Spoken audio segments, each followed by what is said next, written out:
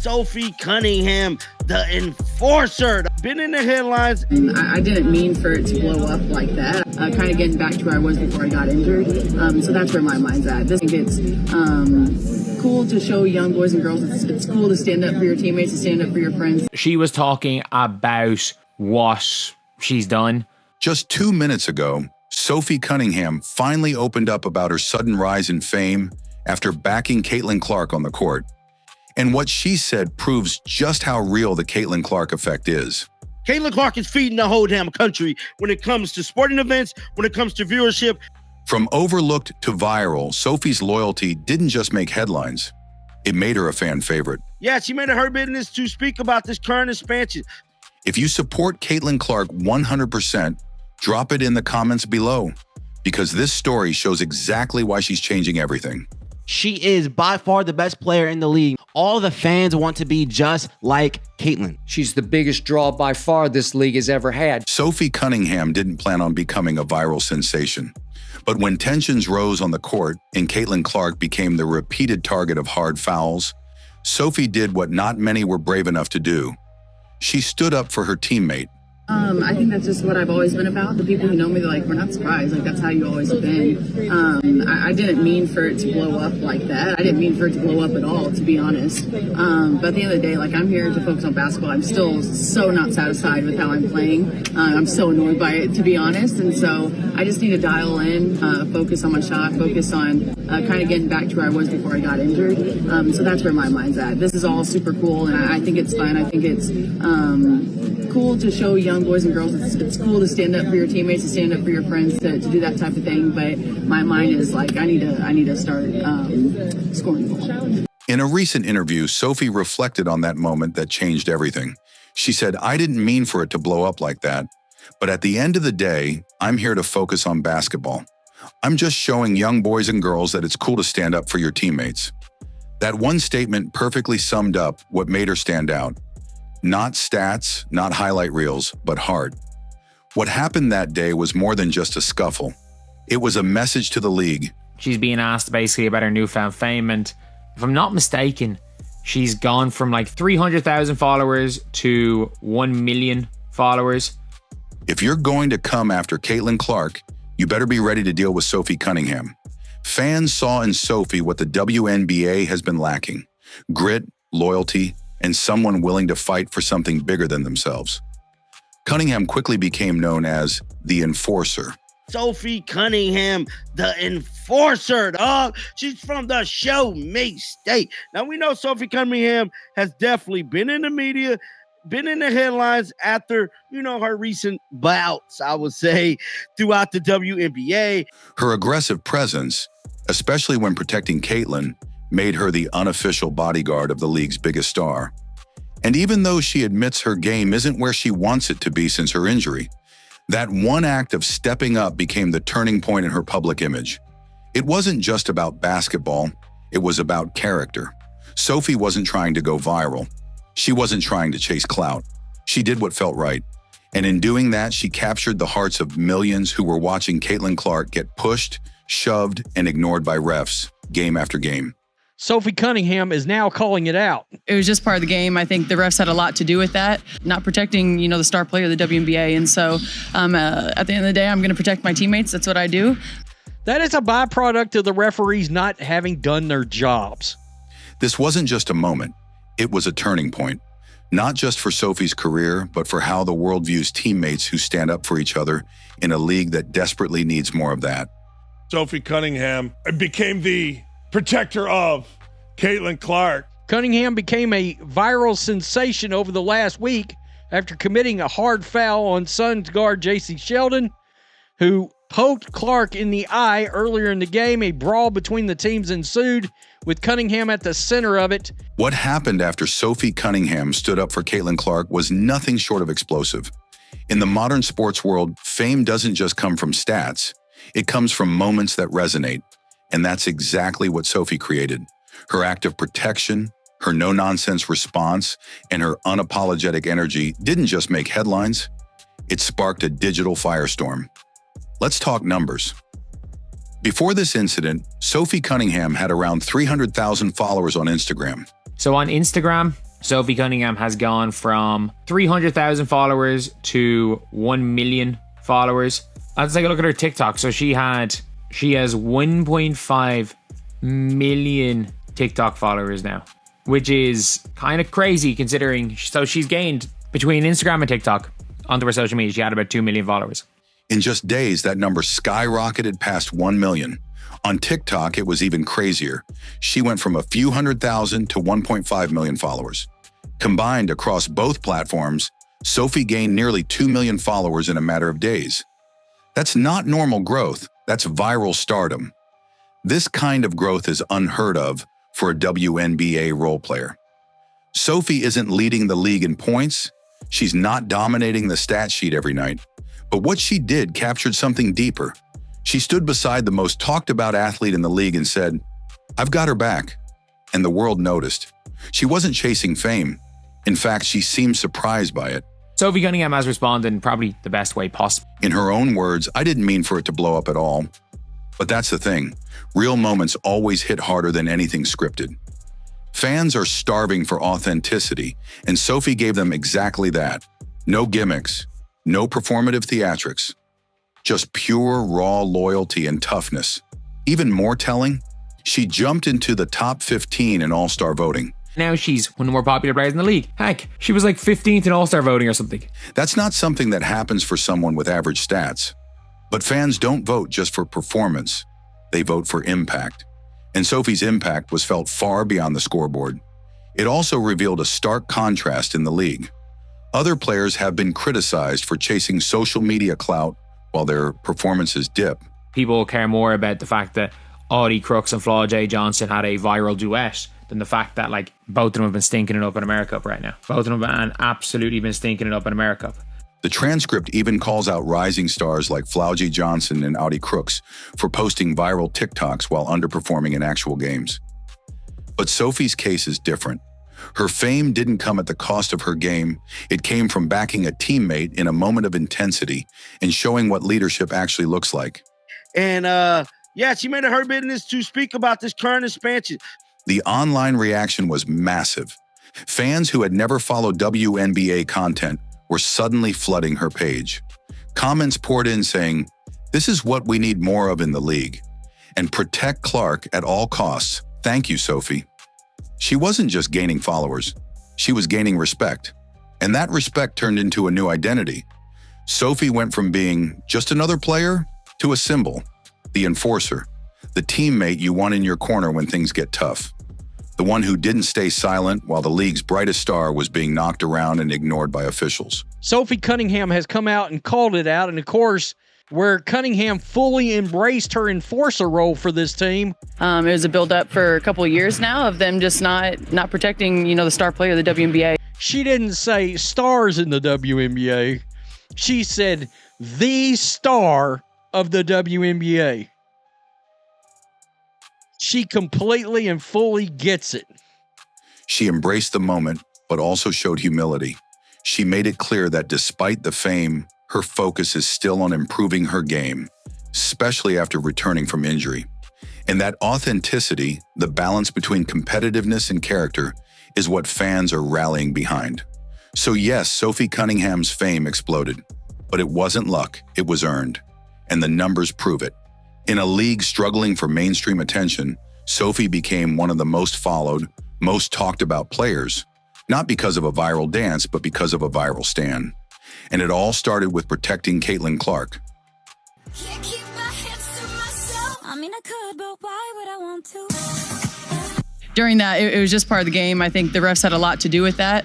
It was a build-up for a couple of years now of them just not protecting, the star player of the WNBA. And so at the end of the day, I'm going to protect my teammates. That's what I do.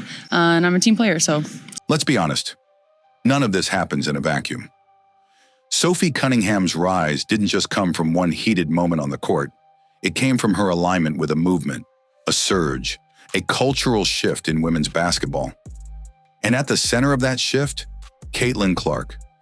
The truth is, Caitlin Clark is single-handedly rewriting the blueprint for what's possible in the WNBA. Caitlin Clark is feeding the whole damn country when it comes to sporting events, when it comes to viewership, when it comes to these whole expansion things. Her entry into the league didn't just bring hype, it brought results. Sold-out arenas, record-breaking viewership, national headlines, and now even league expansion. Caitlin Clark is feeding the whole damn country. Think about that. Her presence is so powerful that cities are scrambling to secure WNBA teams just to cash in on the Caitlin Clark effect. Everybody's trying to get in on the Caitlin Clark effect in the women's department, bro. It's like they got a women's sector of the NBA. It was all like, hold on, wait. Do our city got a team? No. Well, we need a team to get in on when CC come. Cleveland, Detroit, Philadelphia, new franchises are being announced at an unprecedented pace. And it's not a coincidence. It's not strategy. It's reaction. A reaction to the gravitational pull that Clark brings to the game. And that wave is lifting players like Sophie Cunningham into new territory. Because when you stand beside the most magnetic star in the league, and you show up for her in a moment where everyone else stays silent, people notice. Sophie's protective instincts became a symbol of what the WNBA needs. Cool to show young boys and girls it's cool to stand up for your teammates. Unity, strength, and women having each other's backs. But it's deeper than social media, deeper than all-star votes. Sophie Cunningham's story is a direct reflection of what Caitlin Clark has done for the entire ecosystem of the WNBA. Suddenly, fans who never watched a women's game are tuning in. Suddenly, storylines matter. Suddenly, a screen set too hard, a foul ignored, or a teammate stepping in. Those are national headlines. And that shift creates opportunities not just for Caitlin, but for everyone around her. Before Clark arrived, Sophie was considered a solid player. Tough, physical, but not someone dominating jersey sales or trending on TikTok. Her jersey is the #1 selling jersey in the WNBA. Sold out. Her jersey surpassed the all-time woman, Caitlin Clark, because Sophie Cunningham stood up for Caitlin Clark. But when she threw herself into the storm surrounding Clark, she became part of the narrative.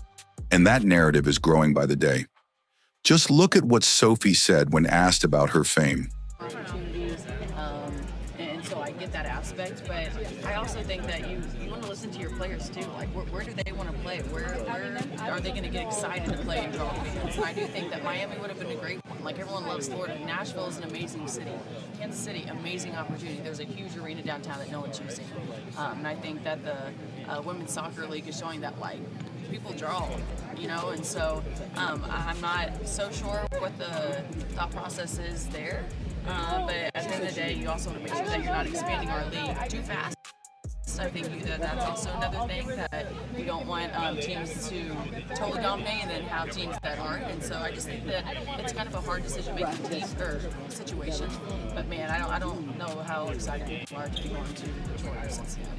Because it is helpful. It's way more helpful. You just get more perks, there's more opportunities, and so I get that aspect. But I also think that you want to listen to your players too. Like, where do they want to play? Where are they going to get excited to play and draw fans? And I do think that Miami would have been a great one. Like, everyone loves Florida. Nashville is an amazing city. Kansas City, amazing opportunity. There's a huge arena downtown that no one's using. And I think that the Women's Soccer League is showing that, like, people draw, you know, and so I'm not so sure what the thought process is there, but at the end of the day, you also want to make sure that you're not expanding our league too fast. I think that's also another thing, that you don't want teams to totally dominate and then have teams that aren't, and so I just think that it's kind of a hard decision-making team or situation, but man, I don't know how excited people are to be going to. I didn't mean for it to blow up, but it's cool to show young boys and girls that it's okay to stand up for your teammates. That comment wasn't just humble, it was strategic. She understands this moment is bigger than her, bigger than Clark.